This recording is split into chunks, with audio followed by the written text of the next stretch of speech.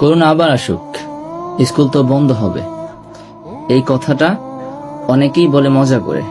কিন্তু একটু থামো ভাই, তুমি জানো আসলে এটা কি?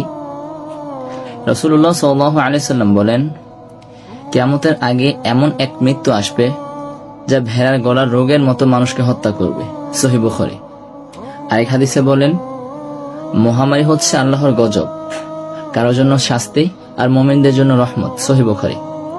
তুমি কি বুঝতে পারো, এই যে করোনা, প্লেগ, ভাইরাস, এসব শুধু একটা রোগ না, এগুলো হতে পারে কিয়ামতের নিদর্শন। আর আমরা মুসলমান হয়ে সেটা নিয়ে হাসি ঠাট্টা করি। স্কুল বন্ধ হবে বলে খুশি হই, কেউ বেশি করে গেম খেলতে পারবে বলে খুশি হয়, কেউ তার গার্লফ্রেন্ডে সময় দিতে পারবে, অনলাইনে খারাপ কাজ করতে পারবে, সারাদিন ফোনের মধ্যে থাকতে পারবে, এই কারণে খুশি হয়। ভাই, এই করোনায় কারো বাবা মারা গেছে, কারো মা কষ্টে মরছে, এই কষ্টের জায়গায় আমরা মজা করি। রাসূলুল্লাহ সাল্লাল্লাহু আলাইহি সাল্লাম আরো বলেছেন, যে ব্যক্তি মহামারীতে মারা যায় সে শহীদ। সহিহ বুখারী। তাহলে তুমি কোন দলে? আল্লাহর গজবকে নিয়ে মজা করা লোকদের দলে, না আল্লাহর ভয়ে কাদা বান্দাদের দলে? তওবা করো ভাই, এইসব নিয়ে আর মজা করো না, আল্লাহর গজবকে হালকা করো না।